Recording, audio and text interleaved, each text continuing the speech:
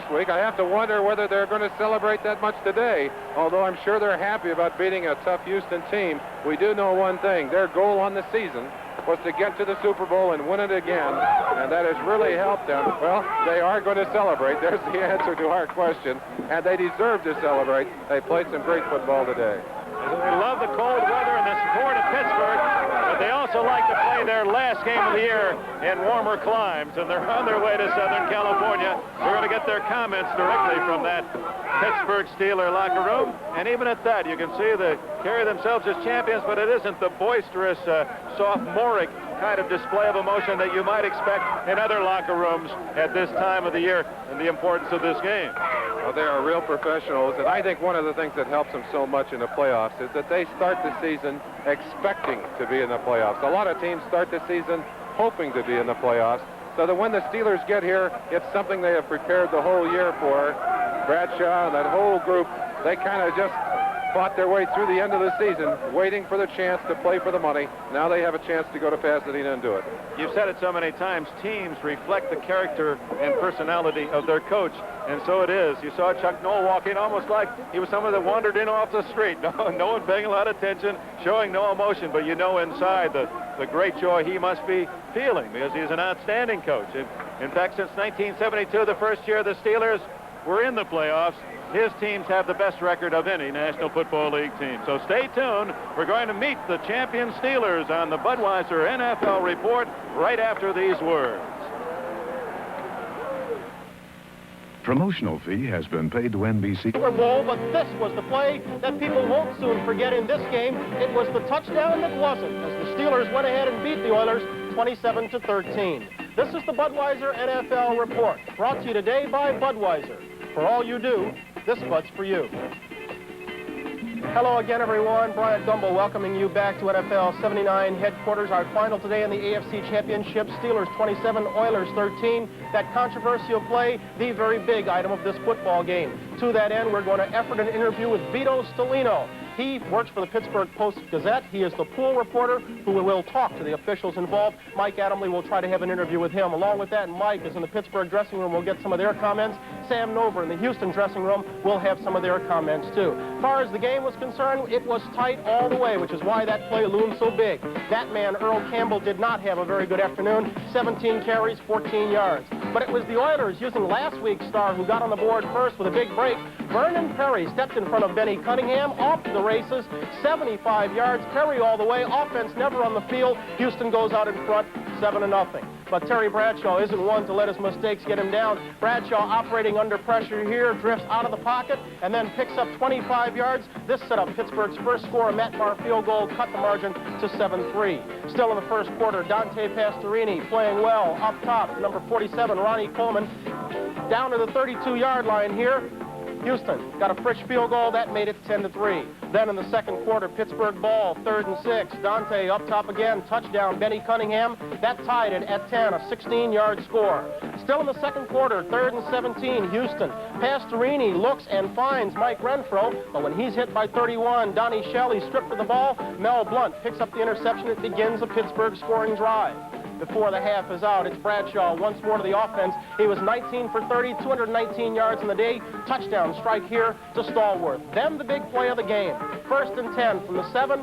Pastorini throws what is a touchdown pass to Mike Renfro. Watch the feet. Both feet come down inbounds, but the three officials involved rule no score, and Bum Phillips feels the agony there on the sideline as Jim Tunney waves off what would have been a tie ball game. Houston had to settle for just a field goal and trailed 17-13. We look at it one more time. A very, very big play indeed. Ron Johnson screening the officials off the play, but there's no doubt that number 82 has both feet down.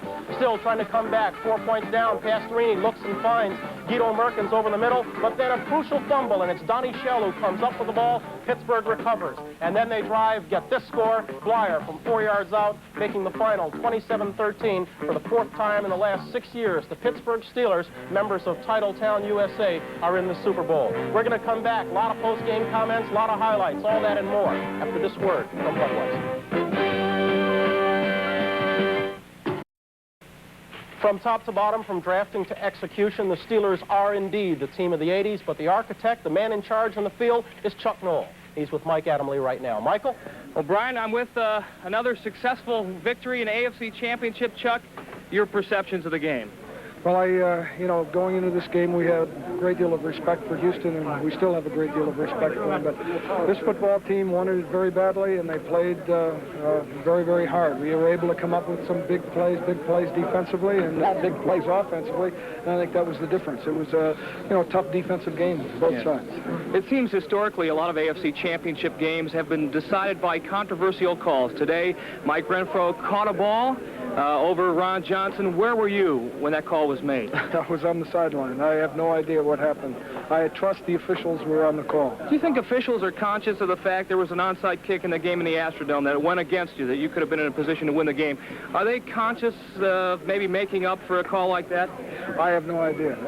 Was this a bad call? I didn't see it. I thought it was called on the spot, and there was some discussion. I don't know what happened. From about 4 different angles, it was a you know, obvious touchdowns, but I don't think it tarnishes the victory at all. Again, congratulations, Coach. Right now, let's go back to Brian Gumbel in New York, and we'll get Terry Bradshaw, Franco Harris, and a couple other guys.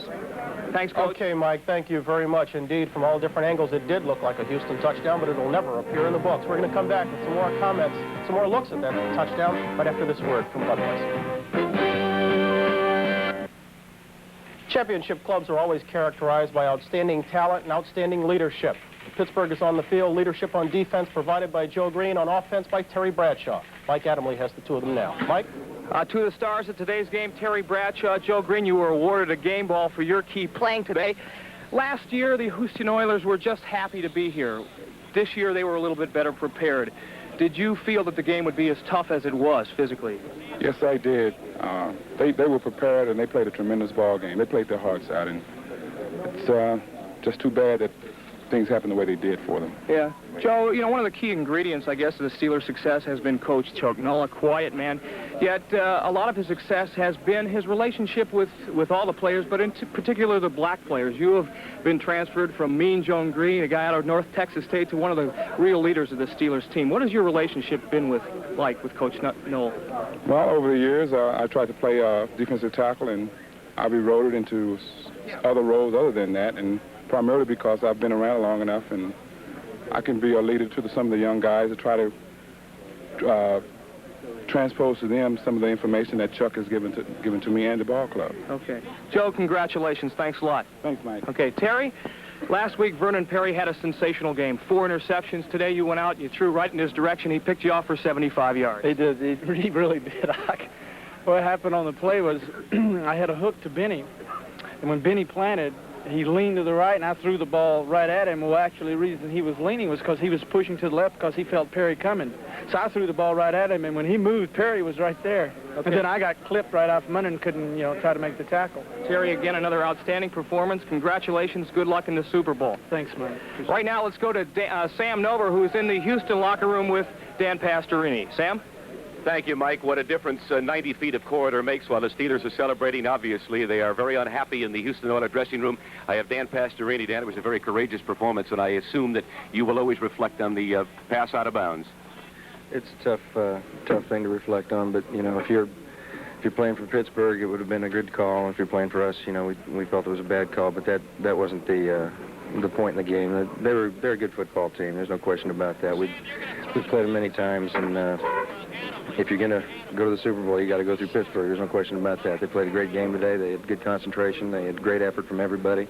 We had a great effort from everybody, and we've got nothing to be ashamed of. It's a tough pill to swallow, but, you know, there's always going to be another time somewhere. You have been able to beat this team during the regular season, split the regular season series the last 3 years, in fact. But the playoffs have been another story. This probably deepens the frustration, I'm sure. Yeah, it's a little frustrating to get this far. You'd always like to go one more game, but I think it's a good representation of our division. And we're pulling for them as far as the rest of the year. Okay. Hopefully they'll win. Thank you, Dan, very much. Congratulations to you. Now let's go back in the Steeler dressing room and Mike Adamle. Mike?